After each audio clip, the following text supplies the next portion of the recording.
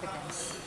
Yes, I would just really encourage people to look at the website, www.nicanorperlas.com. Yes. But briefly speaking, Yeah, briefly. briefly speaking, I've actually achieved major successes that have influenced the lives of millions of Filipinos, whether in agriculture or in energy or in trade policy or in governance.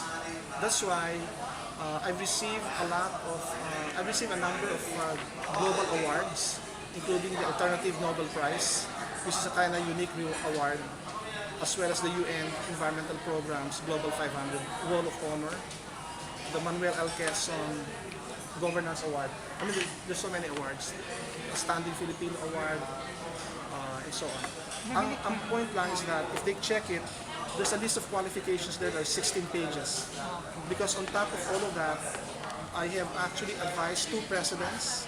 I have advised senators, congresspeople, cabinet members, governors, and mayors in almost 30 years. Can you share the name of the... Some of the names of the president.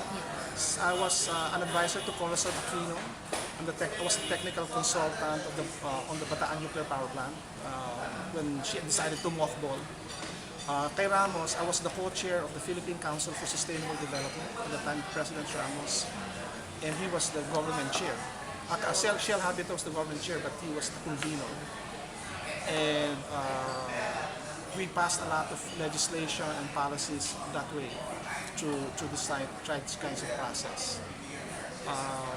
I've negotiated in behalf of the Philippine government at the United Nations, and I've negotiated with them with a bloc of 130 countries called the G77. I'm outside government, but I'm totally familiar with what's happening inside government because my advice has been asked time and time again. That's why I can write my own platform. I wrote my own 24-page platform because I was the co-author for Civil Society Philippine Agenda 21, which is supposedly the government's blueprint for sustainable development. We crafted it at the Ramos administration. ERAP continued it. Arroyo ignored it, although did not repeal it, because she thought that environment is compatible with poverty eradication. A very narrow, totally unsophisticated notion of sustainable development. So, that's the kind of track record. I'm not really ignorant. My advantage is that... How about on leadership?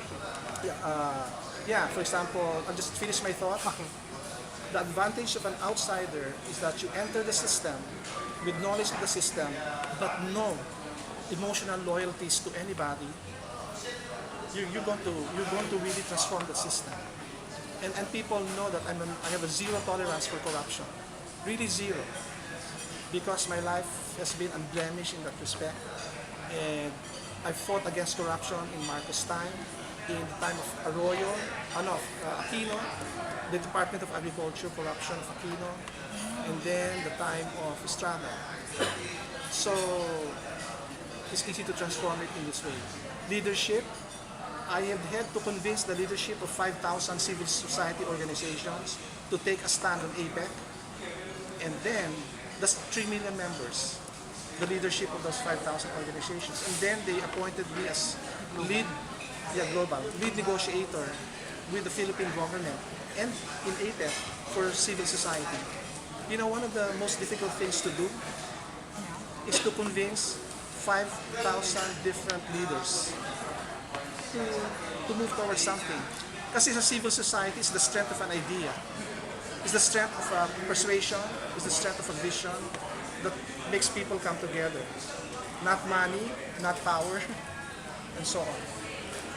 So therefore, when I enter into government, where you're the chief executive, and where the tendency is that the power of the president over all these agencies, over 1 million employees, is going to be easy to accomplish what I did outside just through persuasion. Because now I have the direct decision-making power to actually do something. I also organized the first and only massive protest on nuclear power in the world, historically. Hasn't been repeated. Just based upon idea and persuasion. And facts, very clear facts. we got the largest signatories of opposition in the history of the U.S. Nuclear Regulatory Commission when 20,000 Americans signed petitions against the export of the Bataan nuclear plant. So I think the leadership is very clear. I'm just a quiet person, but when I have to really do something, it will be done. I don't like to talk and then not do it.